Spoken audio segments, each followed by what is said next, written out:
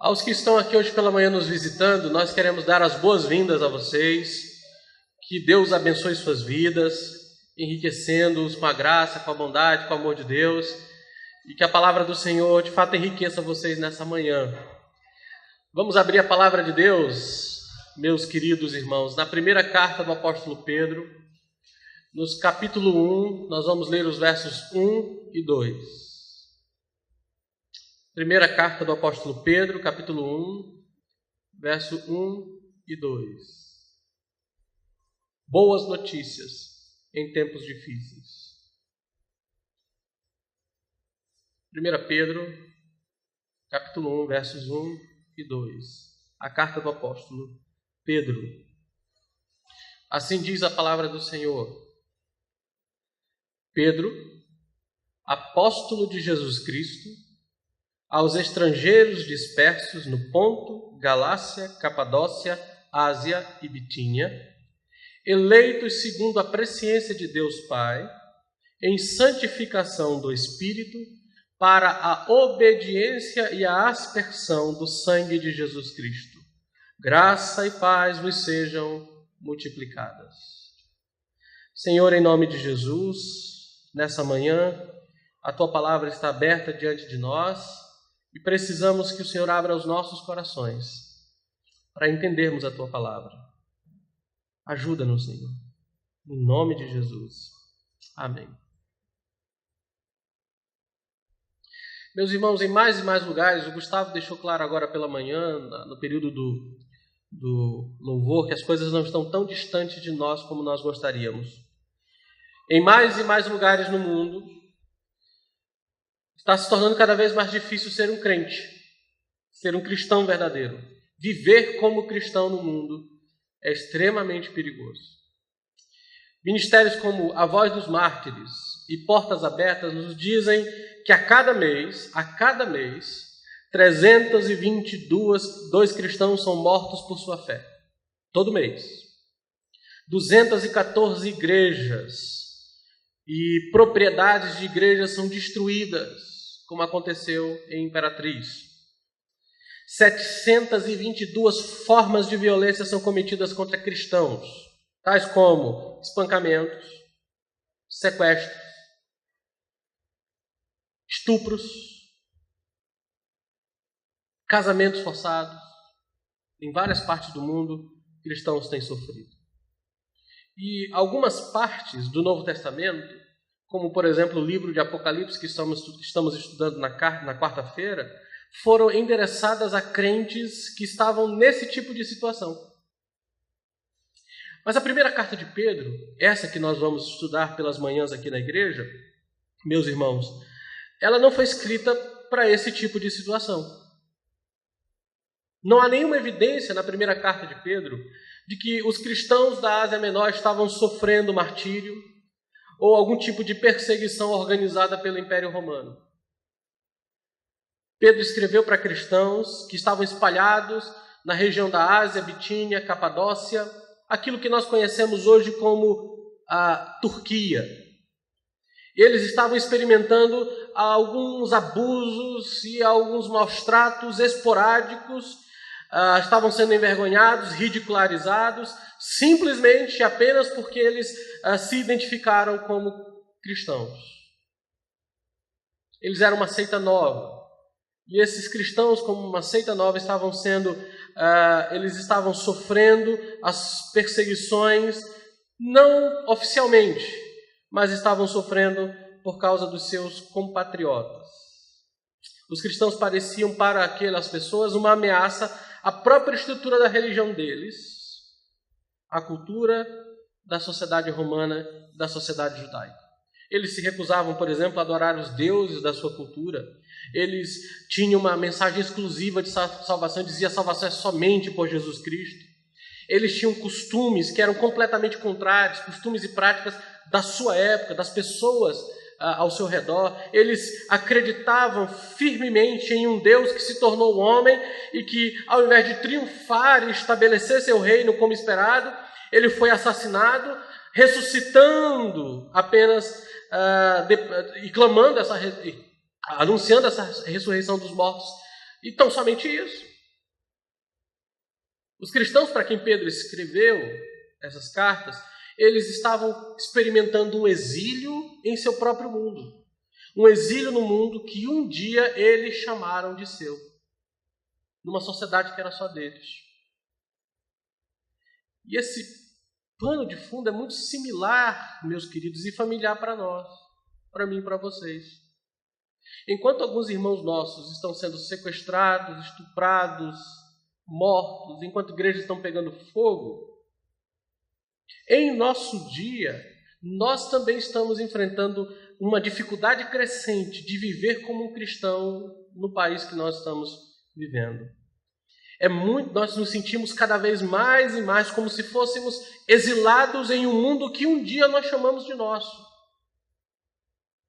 Nossa cultura nos interpreta mal cada vez mais. Eles nos amaldiçoam, eles zombam de nós cada vez mais. Os nossos valores estão sendo atacados todos os dias em nossa cultura. Por isso nós precisamos da primeira carta de Pedro, porque nós estamos vivendo em tempos difíceis. Mas quando alguém não sofre por sua fé, mas sofre nesse mundo caído, essa carta também é uma boa notícia. É uma boa notícia para quem está enfermo, quem sofreu perdas na família. É uma carta com boas notícias para aqueles que não são bem-sucedidos nesse mundo. É a boa notícia de que Deus tem uma graça para todos aqueles que lhe pertencem. À medida em que trabalhamos na primeira carta de Pedro, nós veremos que isso não deveria ser considerado estranho para nós. Aqueles que desejam viver piedosamente nesse mundo serão perseguidos. Cristãos sofrendo é extremamente normal. Anormal é crente não sofrer. Então essa mensagem que se diz por aí que crente não sofre, ela não é bíblica. Ela não procede de Deus. Então, a primeira carta de Pedro é uma carta que nós precisamos desesperadamente ler, meditar, decorar e crer hoje. Em tempos difíceis como os que estamos vivendo, alguns de nós serão tentados a comprometer o que cremos, de modo a nos sentirmos acolhidos por esse mundo, evitando o sofrimento. Enquanto outros de nós serão tentados a não achar errado o que está acontecendo, ou a suavizar, ou a ter uma visão mais tolerante da realidade, com medo do sofrimento. Líderes, pastores acabam sendo mais tolerantes. Alguns querem se encaixar para evitar o sofrimento. Outros de nós serão tentados a lamentar tudo o que está de errado com o nosso mundo, lembrando e ansiosos por um tempo que já passou, um tempo que não existe mais, em que as coisas eram mais simples. O apóstolo Pedro, ele quer nos equipar. Veja, o assunto da carta está no capítulo 5. Abra lá, capítulo 5. Verso 12, 5:12.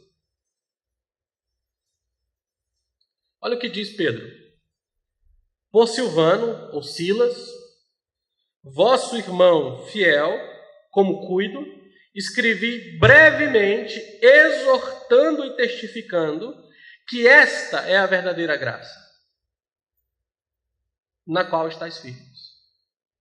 Ou seja, a carta toda é escrita para dar testemunho para nós do que é a verdadeira graça que nós possuímos.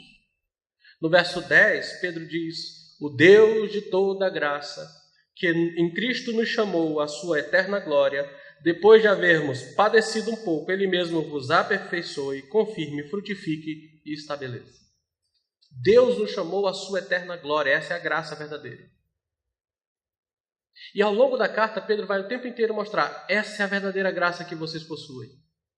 Permaneçam firmes. Em outras palavras, Pedro escreve essa carta para nos equipar a nos mantermos firmes contra as tentações, à medida em que olhamos para um futuro melhor, a verdadeira graça. Ou seja, o apóstolo Pedro quer que nós sejamos crentes firmes, e para isso ele nos apresenta a verdadeira graça que nós temos. O modo apropriado de manter um crente firme no mundo que o persegue é dar a ele a verdadeira graça que é ensinada na palavra de Deus. Se você é um cristão que quer viver uma vida firme, forte, vigorosa, em meio a esses tempos difíceis, o que você precisa é pensar e meditar na verdadeira graça que foi dada a você em Cristo Jesus. E Pedro repetidamente vai nos lembrar disso. A despeito de nosso status como exilados nesse mundo, nós temos a segurança de estar firmes diante do soberano e fiel Deus que vai vindicar o seu povo da aliança no último dia. Pedro nos dá essas verdades porque nós precisamos nos manter firmes. E aí ele começa essa carta nos versos 1 e 2 apresentando essa graça para nós. Veja o que diz o texto. Pedro, ele começa dizendo que ele é um apóstolo de Cristo Jesus. Apóstolo aqui significa aquele que foi enviado. Pedro está se identificando como apóstolo de Jesus Cristo. Ele é aquele que Jesus enviou. Ele foi enviado pessoalmente por Jesus. Mais especificamente, Pedro era um dos 12 que andaram com Jesus e que testemunharam sua vida, seu ministério, seus milagres, sua morte e sua ressurreição. E esses homens foram enviados por Jesus como uma testemunha, ou como testemunhas da ressurreição, para anunciar as boas novas de salvação para as pessoas. Esse é Pedro. Pedro é o nome que ele recebeu de Jesus. O nome dele era Simão, o pescador. E ele recebeu o nome de Pedro, a rocha. Pedro, junto com os outros apóstolos, recebe esse nome porque eles são o fundamento da igreja. O seu ensino, a sua pregação é o fundamento da igreja. E nessa verdade de que Jesus é revelado por essas testemunhas, que Jesus edifica a sua igreja. Jesus edifica a sua igreja na pregação apostólica, no ensino bíblico. Então Pedro escreve aqui com uma autoridade singular. Você não pode questioná-lo, nem duvidar dele, nem desprezá-lo. Ele é um apóstolo de Jesus e o que ele escreve é a palavra de Deus. E como uma testemunha que é capaz de confirmar tudo o que Deus profetizou no Antigo Testamento sobre Jesus, ele nos assegura e nos assegurará que o que ele fala é a verdade de Deus. E é importante para nós. É real. Ele fala em nome de Jesus, o Rei ressurreto. Mas veja que Pedro não gasta tempo falando sobre ele. Veja o texto. O que ele diz? Ele diz o quê? Pedro, apóstolo de Jesus. É só o que ele tem a dizer. Mas o resto dos versículos, Pedro se concentra em falar sobre os seus leitores. Porque Pedro quer dar testemunho da verdadeira graça. E Pedro basicamente diz duas coisas acerca desses leitores. Primeira delas, verso 1. Aos estrangeiros dispersos, aos peregrinos da dispersão, diz uma outra versão. Não é assim que diz aí o texto? Essa é a primeira coisa que Pedro diz. Eles são peregrinos, estrangeiros. E no verso 2 ele diz a segunda coisa sobre essas pessoas. Eleitos de Deus. Pedro está mostrando o que é a igreja aos olhos do mundo. Peregrinos, estrangeiros da dispersão. Mas também mostrando o que nós somos aos olhos de Deus, eleitos, segundo a presciência de Deus, para a aspersão do sangue, mediante a separação do Espírito. Meus irmãos, o mundo nos olha como pessoas estranhas, mas Deus nos olha como seus eleitos em Cristo Jesus. Para o mundo, nós somos esquisitos pelas coisas que cremos e pelo modo como vivemos, mas para Deus, nós somos o seu povo peculiar, sua propriedade particular, os seus eleitos. Temos duas verdades aqui. Com relação ao mundo, somos estrangeiros. Com relação a Deus, nós somos eleitos. E é isso que eu quero que você olhe hoje pela manhã. Primeiro, vamos olhar uma verdade que todos devem ver. Verso 1. Aos estrangeiros da dispersão ou dispersos, os exilados em uma terra estranha. É isso que nós somos. Veja isso em primeiro lugar. Pedro chama os seus recipientes nessa carta de os eleitos, exilados da dispersão. E ele conclui a carta lá no verso 13, capítulo 5, verso 13, vejam lá. Capítulo 5, verso 13. A vossa coeleita em Babilônia vos saúda, e meu filho Marcos. Ou seja, lá no verso 13, na sua saudação final, Pedro deliberadamente identifica os seus leitores com o Israel do Antigo Testamento. Ao usar a expressão exilados da dispersão, essa palavra dispersão, ou os que andam dispersos, era uma palavra técnica usada para os judeus do primeiro século, que tinham sido espalhados bem antes pelo mundo inteiro. Eram os eleitos, ou o povo de Deus espalhado pelo mundo inteiro. Pedro agora usa essa mesma palavra que era usada para os judeus, para a igreja. E ele diz que os seus leitores são o verdadeiro povo de Deus. Ele identifica os seus leitores como Israel do Antigo Testamento, na Babilônia, em cativeiro, durante o exílio de sua terra natal. É claro, isso não significa que ele está escrevendo apenas a judeus. De fato, nós vamos ver ao longo da carta que a igreja para quem ele escreve é mais marcadamente gentílica, mais de não-judeus.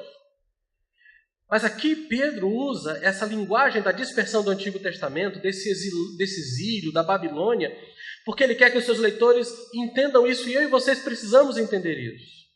Como Israel em Babilônia, no exílio babilônico. Cristãos agora vivem no mundo que eles uma vez, antes de ser cristão, pertenceram, mas agora não pertencem mais. Nós somos exilados. Como Israel foi exilado na Babilônia, nós estamos exilados nesse mundo, longe da nossa terra natal. Somos estrangeiros. A palavra estrangeiro significa um residente do lado. É alguém que mora em uma certa região da qual ele não faz parte. Ou seja, nós não pertencemos a esse mundo. Nós não pertencemos aqui. E não devemos pertencer. Nós estamos apenas de passagem. Estrangeiros. E você sabe o que é a vida de um estrangeiro, né? Eu sempre me lembro aqui de um querido irmão da Igreja Batista, da qual eu fiz parte, Felipe. Felipe era suíço, é suíço. E veio aqui ao Brasil para um trabalho missionário. Acabou casando com uma irmã lá da igreja, que já vinha orando por um marido há muitos anos.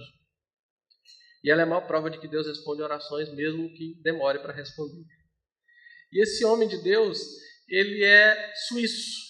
E fala muito mal a nossa língua. Pelo menos naquele período falava muito mal. Era muito enrolado. Seu jeito cultural, seu modo de ser, seu comportamento completamente diferente do nosso. E eu me lembro um dia em que ele trouxe um colega dele da Suíça para pregar na nossa igreja. Ora, vem o suíço, falando em francês. Quem vai traduzir esse suíço para nós?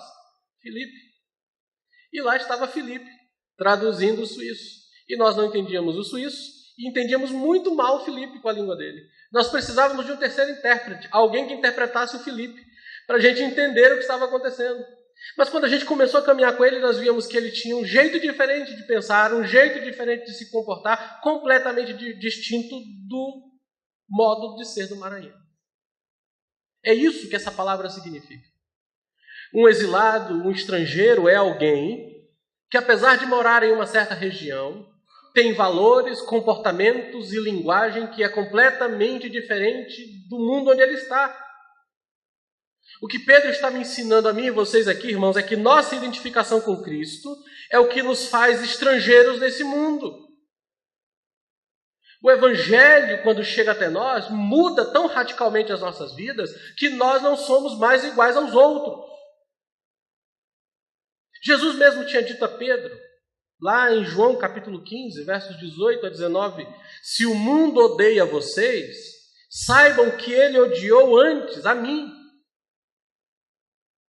Eu escolhi vocês do mundo, portanto o mundo vai odiar vocês. Exilados, peregrinos, odiados pelo mundo, são termos muito fortes, mas essa é a verdade acerca do verdadeiro cristão. Nós somos estrangeiros em uma terra hostil, um povo que está vivendo nesse exato momento em exílio. Esse não é o nosso lar. Estamos distantes da nossa casa, meus queridos irmãos, estamos dispersos nesse mundo. E nós precisamos reconhecer quão estranho nós somos para aqueles no mundo ao redor de nós que não conhecem Jesus Cristo. Nós adoramos apenas um Deus. Eles adoram falsos deuses ou não adoram Deus nenhum. Nós vivemos vidas sobre a verdade divinamente revelada, a palavra de Deus, como um padrão de comportamento para nós. Eles vivem como se não houvesse padrão nenhum de comportamento e nos criticam por vivermos assim. Eles vivem as suas vidas sob seus padrões morais pessoais. Às vezes, como diz Pedro no capítulo 4, verso 3, vivendo em sensualidade, bebedeiras, orgias. em idolatrias, em orgulhos, em soberba, em desprezo aos outros. Essa é a realidade na qual cristãos uma vez viveram. Essa é a realidade que os cristãos vivem hoje. Por causa de nossa identidade em Cristo, meu irmão, nós somos estrangeiros no mundo. Somos estrangeiros em um mundo que está cheio de pessoas que são dirigidas e governadas pelos desejos da carne, pelas concupiscências dos olhos e pela soberba da vida.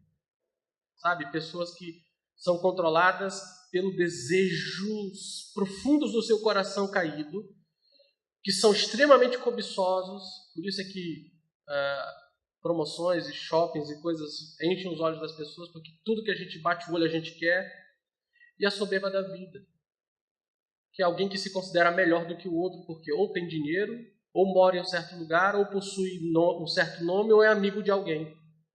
Aqui em São Luís é assim, né? Sabe o que você está falando? Eu sou amigo de tal pessoa. Aí já se acha alguma coisa. Ou então mora em um certo bairro, ou então tem um certo trabalho. Aí você se considera... Esse tipo de atitude é completamente mundana e não cristã. E é assim que o mundo é. É assim que nossa cidade é. Mas nós não somos assim, ou pelo menos não deveríamos ser assim. E à medida em que seguimos fielmente Jesus Cristo, nós vamos parecer cada vez mais diferentes do mundo, meus irmãos. Cada vez mais estranhos. Portanto, o mundo vai nos odiar. E Pedro reconheceu que os cristãos na Ásia Menor estavam sofrendo porque eles estavam se identificando como seguidores de Jesus Cristo. Então ele escreve para encorajá-los ao lembrar dessas verdades, que em face ao sofrimento, eles devem se manter firmes na verdadeira graça. E eu e vocês devemos nos manter firmes. Nós não devemos sucumbir à tentação. Nós somos um povo que pertence a Deus. Não somos desse mundo. Não somos. Não somos mais. Isso é muito importante para nós. Significa que os seus valores, irmãos, serão diferentes dos valores da nossa cultura. Nós somos peregrinos. Estamos de passagem.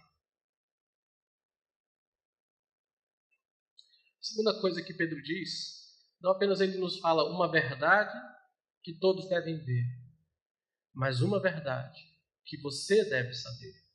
Você é escolhido por Deus. Verso 2. Eleito segundo a presciência de Deus Pai, em santificação do Espírito, para a obediência e aspersão do sangue de Jesus Cristo, graça e paz vos sejam multiplicadas. Se você tivesse que escrever uma carta para alguém que está sofrendo, talvez você não escreveria, a primeira coisa que você escreveria nessa carta certamente não seria: você é um eleito de Deus. Ainda mais hoje, que cristão não gosta de... Os cristãos aqui no Brasil, no país, no mundo também, assim, em geral, não gostam de doutrina, não acham doutrina importante, acham que ela é divisora, acham que não é importante para a vida da igreja. O que é uma mentira diabólica, ela não procede de Deus esse pensamento. Porque a Bíblia é cheia de doutrina o tempo inteiro. E é a doutrina que nos dá firmeza. Mas veja como Pedro começa uma carta para crentes que estão sofrendo. Os leitores de Pedro não são apenas exilados, dispersos, residentes temporários em um mundo que não lhe pertence. Eles são eleitos, exilados, eleitos de Deus. Aliás, a palavra eleito já aparece no verso 1. E não no verso 2, no original. Eles são os eleitos da dispersão. Os eleitos exilados da dispersão. É claro que Pedro também está pegando aquele termo do Antigo Testamento. Israel era o povo eleito de Deus. Israel era o povo escolhido na velha aliança. Mas Pedro diz que os seus leitores, o povo de Deus da nova aliança, são um povo que está relacionado com Deus por causa da divina eleição. Somente porque Deus nos escolheu é que fazemos parte de seu povo. Isso ele diz lá no capítulo 2, verso 9. Mas aqui ele começa a encorajar os seus leitores, explicando os fundamentos e os propósitos dessa eleição. Veja, em primeiro lugar, que eles são eleitos porque Deus Pai os amou. Veja o que diz o verso 2. Eleitos de acordo com a presciência. Quem sabe aqui o que é presciência? Ei, irmãos, quem pode dizer para mim aqui o que é presciência? Hã? Ah, pegou, né? O que é presciência?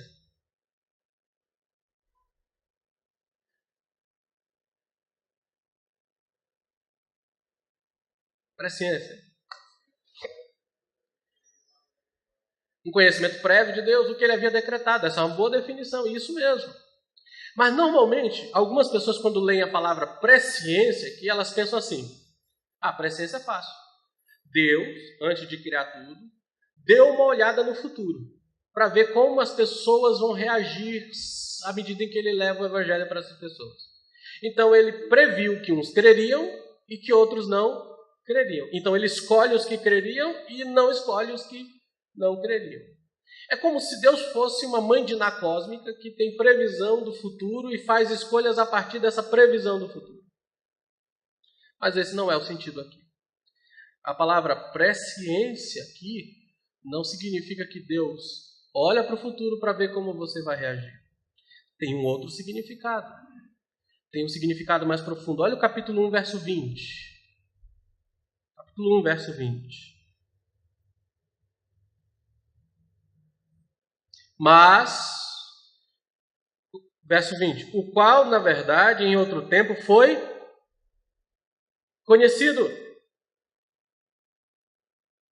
ainda antes da fundação do mundo, mas manifestado nestes últimos tempos por amor de vós. A palavra é a mesma usada no início da carta, a palavra conhecido, com efeito, de antemão.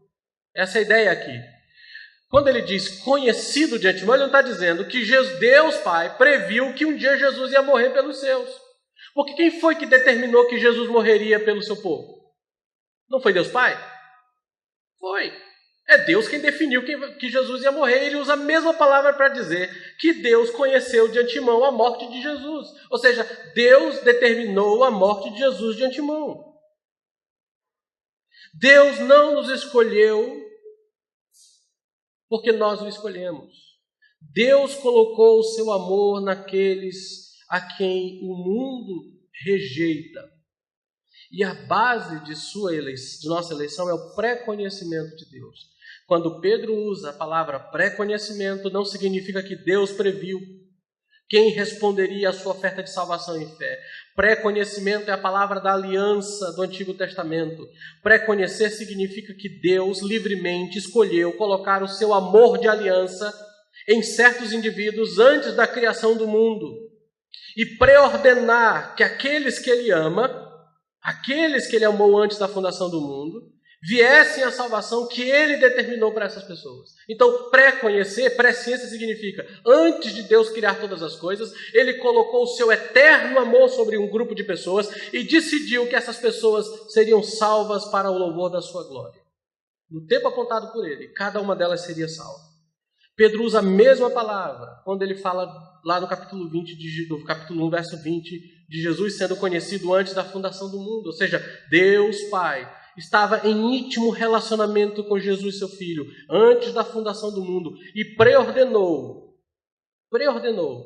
que no tempo apropriado o Filho seria revelado, de modo a cumprir a salvação que ele planejou desde sempre.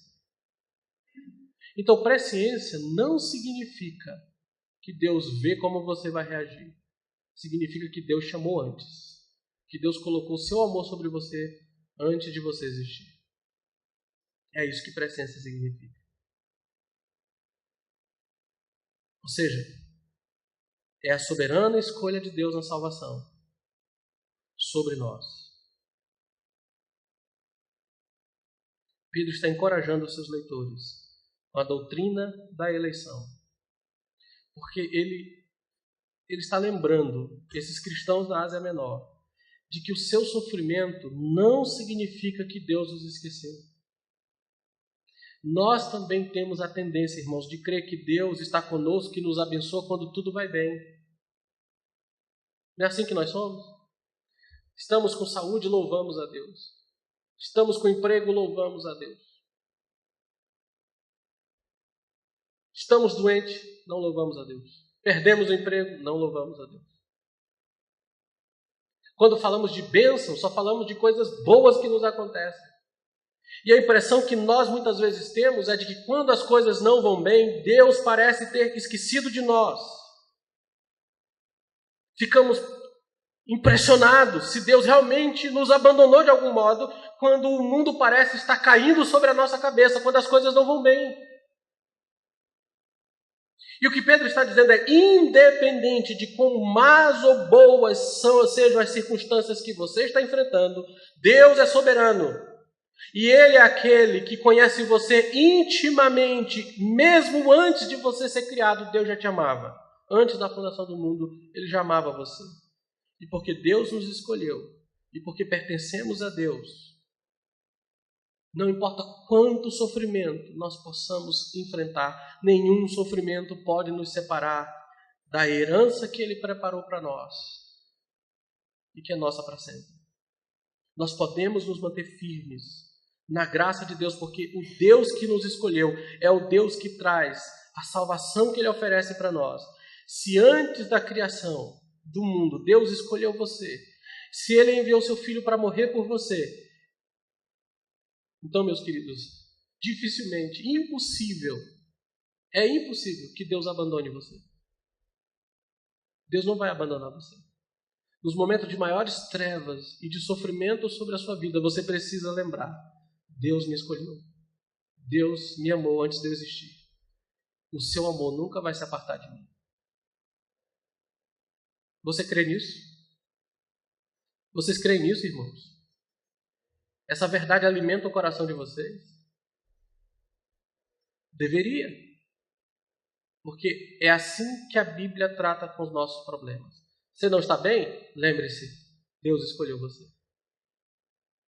Deus escolheu. Agora veja o texto. Veja o texto novamente, verso 2. E veja a beleza da divina harmonia do Deus triuno. E veja como isso assegura e cumpre a nossa grande salvação. A salvação para a qual nós temos sido escolhidos na eternidade passada pelo Pai é aplicada para a nossa experiência pela obra do Espírito, e a base é a morte sacrificial de Jesus em nosso favor. Eleito segundo a presciência, para a obediência à aspersão do sangue pela santificação do Espírito. Veja que ele começa dizendo que o plano de Deus é cumprido nas nossas vidas pela obra do Espírito. A palavra santificação aqui significa que aqueles que o Pai escolheu para a obediência de Jesus Cristo e para a aspersão de seu sangue, significa que Deus santifica essas pessoas. A palavra traduzida por santificação significa separar ou dedicar. E, normalmente, na Bíblia, a palavra santificação se refere àquela obra progressiva do Espírito que vai nos conformando diariamente à semelhança de Jesus Cristo, à imagem de Jesus. Mas aqui, a palavra significa separar para ser povo de Deus. Na verdade, Pedro está dizendo como alguém vem a ser ou se tornar participante do povo de Deus. É o Espírito que separa essa pessoa e consagra ele a Deus. Eles são separados pelo Espírito Santo. Sabe por que você creu, meu irmão? Sabe por que você entendeu o Evangelho? Foi o Espírito de Deus que abriu a sua mente, que lhe deu entendimento e que lhe chamou de forma efetiva e poderosa. Você jamais creria em Jesus se o Espírito de Deus não tivesse operado em você. Você jamais faria parte do povo de Deus sem a obra do Espírito. Vocês que estão aqui nessa noite, nessa manhã, crendo em Jesus, são um milagre da graça operadora do Espírito. São um milagre do poder do Espírito. E vocês continuam crendo nessa manhã, apesar de todos os desafios de vocês, pela mesma obra do Espírito Santo. O Espírito de Deus deu a vocês fé para que vocês crescem. Vocês foram separados. Pedro explica que os cristãos foram separados para uma coisa específica. Veja o texto. Para a obediência e a aspersão do sangue. A palavra obediência, junto com a palavra santificação, pode apontar para essa obra progressiva do Espírito no crente. Mas na carta de Pedro, Pedro usa a palavra obedecer e obediência como o ato inicial de obediência que marca a fé salvadora. Ou seja, qual é a evidência de que alguém tem uma fé genuína? Ele se submete ao governo de Jesus. Quando o Espírito separa alguém para crer em Jesus, ele o separa para se tornar submisso à vontade de Jesus Cristo. Ou seja, os eleitos de Deus são separados pelo Espírito de Deus para que eles obedeçam o Evangelho, crendo em Jesus, arrependendo-se dos seus pecados, confiando em Jesus e submetendo-se ao governo de Cristo em suas vidas. Ou seja, não existe aquele tipo de crente que algumas igrejas ensinam chamado crente carnal. O crente carnal é o famoso crente que aceitou Jesus, mas vive do mesmo jeito que vivia antes. Do mesmo jeito, a mesma coisa. E alguns pastores dizem, não, sabe o que acontece? Ele aceitou Jesus como Salvador, mas ainda precisa aceitar Jesus como Senhor. Então, esse aceitar como Senhor é um aspecto progressivo da santidade. Um dia ele vai se tornar um crente espiritual. Por enquanto ele é um crente carnal. E aí, esse tipo de doutrina faz com que falsos crentes invadam a igreja, achando que são salvos, mas tendo um comportamento mundano, um comportamento que não é o comportamento de um crente transformado. O que Pedro está dizendo é que a obra do Espírito cria um tipo de fé que é marcada pela obediência a Jesus Cristo. A fé salvadora é a fé que se submete ao Senhor Jesus. Então, não existe essa história de crer em Jesus como Salvador e não crê-lo como Senhor, recebê-lo como Salvador e não como Senhor. Você só tem Jesus como seu Salvador se Ele é o seu Senhor. Se Ele é o seu Senhor, então Ele é o seu Salvador. Se você está submisso a Ele, se Ele governa e a sua palavra governa a sua vida, então você tem uma fé que foi criada pelo Espírito no seu coração. E é claro que essa obediência inicial nos liberta para uma obediência contínua a Jesus durante todo o tempo do nosso exílio aqui no mundo. Mas o que o Espírito faz é criar pessoas que se submetem crendo em Jesus Cristo. Por que o Espírito faz isso? Porque Deus Pai colocou seu amor sobre essas pessoas antes da fundação do mundo. Deus Pai colocou seu amor nessas pessoas e o Espírito Santo deu a essas pessoas a fé que elas precisam para serem salvas. O Santo Espírito separa-nos para a aspersão do sangue. Veja o verso lá. Para a obediência e a aspersão. E perceba a ordem. Primeiro a obediência para depois sermos aspergidos. Você primeiro crê para depois ser perdoado. Essa linguagem, aspersão, aponta para a velha aliança. Quando Deus separou Israel como seu povo, lá em Êxodo 19 a 24. Quando Deus deu os 10 mandamentos no capítulo 20. Lá no Monte Sinai, Deus disse a Moisés para separar Israel como povo da aliança pela aspersão do sangue dos animais em seu povo. Moisés então pegou o sangue dos animais que foram mortos e aspergiu sobre todo o povo, dizendo: vede o sangue da aliança que o Senhor fez convosco, de acordo com todas essas palavras. Êxodo 24, 8. E lá ele começou a aspergir o povo. Pedro pega essa imagem e traz aqui para o verso 2, encorajando os cristãos a lembrar que nós somos o novo povo da aliança. Que aquilo que se aplicava a Israel era para a igreja. Na eleição, Deus Pai colocou o seu amor de aliança em nós antes da criação do mundo. Mas pela morte sacrificial do seu Filho, Deus, o Filho, estabeleceu um novo e melhor pacto, uma nova e melhor aliança. E essa nova e melhor aliança promete estabelecer um íntimo relacionamento entre Deus e um povo que não apenas será perdoado e purificado do pecado, mas serão capacitados a obedecer Deus, porque eles possuem um novo coração pela habitação do Espírito Santo.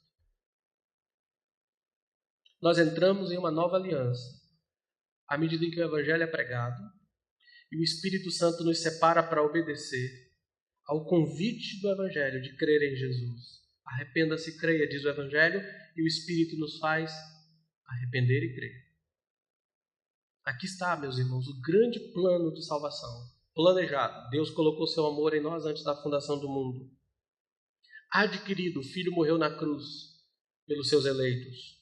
E aplicado, o Espírito Santo aplica a salvação de Cristo a todos os eleitos desde o primeiro momento até o último. O Deus triuno está operando para nos livrar dos nossos pecados e nos levar para a sua glória. Cada membro da Trindade está envolvido em salvar você, meu irmão. Você é amado pelo Pai, pelo Filho e pelo Espírito Santo. Portanto, não importa o quanto você sofra nesse mundo. Não há nada mais importante do que olhar as coisas por essa ótica, não é verdade? O que me interessa se o mundo me odeia? O Pai me ama, o Filho me ama, o Espírito me ama, o Deus triuno cuida de mim e colocou o selo da sua salvação na minha vida. O Pai me elegeu para a sua salvação, o Filho morreu em meu lugar e o Espírito aplicou a salvação ao meu coração, me fazendo crer no Evangelho. Louve a Deus por isso, querido. O Deus Criador de todas as coisas ama você desse modo. Veja quanta tolice é dizer que doutrina não é importante para a vida. Enquanto nós vivemos em um mundo hostil por causa de nossa fé cristã, em um mundo onde as coisas são sempre incertas e onde nós vivemos pela fé, em um risco cada vez maior, nós precisamos lembrar de nossa posição segura diante de Deus. Não há nada nesse mundo que seja certo, meu irmão. Nada. Seu trabalho, sua família, nada, nem sua vida. Se tem algo mais incerto do que sua vida, eu não sei. Um pastor, amigo nosso, dedicado na pregação, um teólogo extraordinário, dedicado na pregação do Evangelho, estava viajando com a sua família e dormiu no volante e de repente seu carro foi de frente com um caminhão e ele morreu. Agora, essa madrugada. É incerto, inseguro. Mas o que interessa para nós tudo isso? Se nós estamos nas mãos de Deus e se Deus nos ama dessa forma, e independente de nossas circunstâncias, nós podemos nos manter firmes na graça do Deus que nos escolheu antes da criação do mundo e que nos trouxe a Ele mesmo através da obra separadora do Espírito Santo pela conversão, que fez com que você se voltasse do seu pecado e confiasse em Jesus Cristo somente para a salvação. Essa é a nossa situação. Estamos seguros, perdoados, santificados e amados por Deus. Ele nos elegeu, Ele nos separou e Ele nos perdoou. E isso não muda. Não vai mudar. Muita coisa na sua vida vai mudar. Seu trabalho, sua família, tudo vai mudar. Tudo é incerto, tudo é mutável. Mas isso aqui não. Isso é eterno. Foi antes da fundação do mundo. E o será para todo sempre. E entre esses dois momentos, da eternidade passada e da glória eterna futura, Deus está operando em nós para nos transformar diariamente naquilo que Ele decidiu que seríamos, o seu povo peculiar. Você, meu irmão, faz parte de um povo em quem Deus está operando. Nós somos imperfeitos, nós somos pecadores, nós fracassamos, nós falhamos.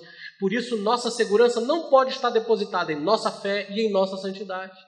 Muitos crentes são tristes ou são secos e frios na vida espiritual porque a sua fé está segura na sua santidade.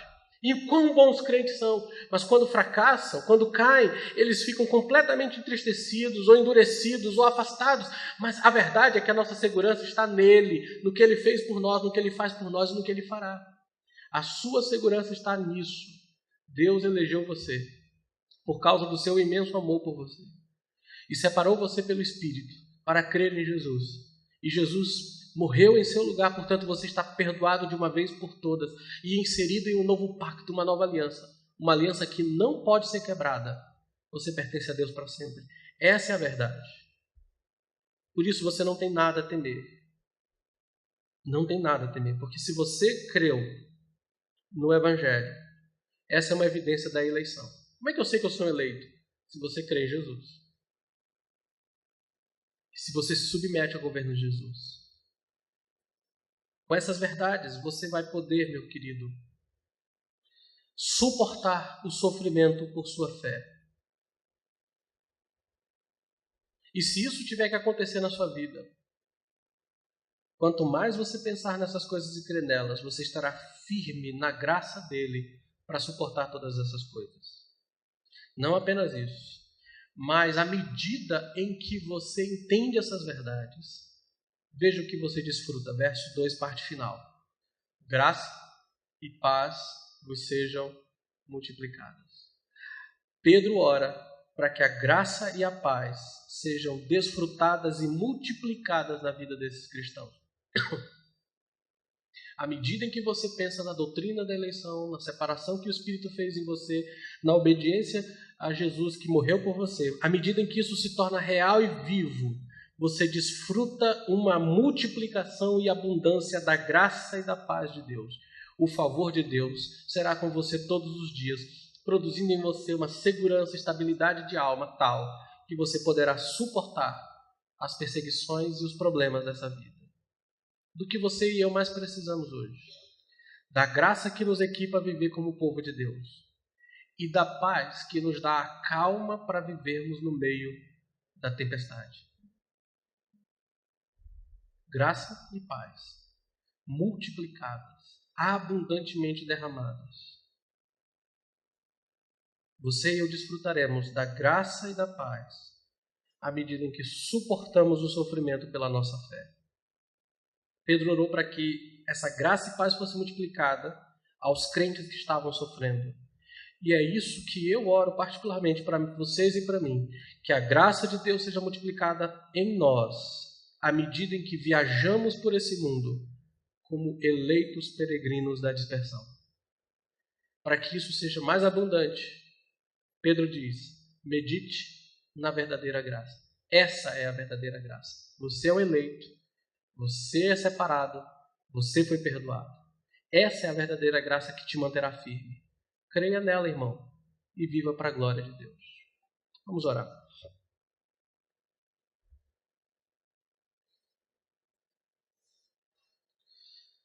Ó Deus eterno, obrigado pela graça do Senhor. Antes que o mundo existisse, o Senhor decidiu que seríamos o teu povo. E decidiu isso sem levar em consideração nada em nós. Nem boas obras, nem más obras, nem resposta ou rejeição. Foi apenas por tua vontade. Te louvamos porque o Senhor mandou teu Filho para morrer por aqueles que o Senhor amou e escolheu. E na cruz ele levou sobre si todas as dores, enfermidades, pecados, transgressões de todos nós. Obrigado porque o teu Espírito veio até nós para aplicar a obra de Jesus em nossas vidas, de modo que agora cremos e continuaremos crendo. Estamos separados para ti e continuaremos a ser separados todos os dias pelo teu Espírito para viver para ti e tão somente para ti. Que a graça e a paz que o Senhor tem derramado sobre nós sejam multiplicadas à medida em que cremos nessas verdades, à medida em que isso se torna claro para nós. Ó Deus, perdoa-nos e nos firma os passos. Em meio aos tempos difíceis, que essas sejam de fato boas novas para nós, as boas notícias de que somos o teu povo por tua graça e para a tua glória. Te adoramos, ó Deus. Em nome de Jesus, bendizemos o Senhor. Amém. Irmãos em Cristo, que Deus os abençoe ricamente nessa manhã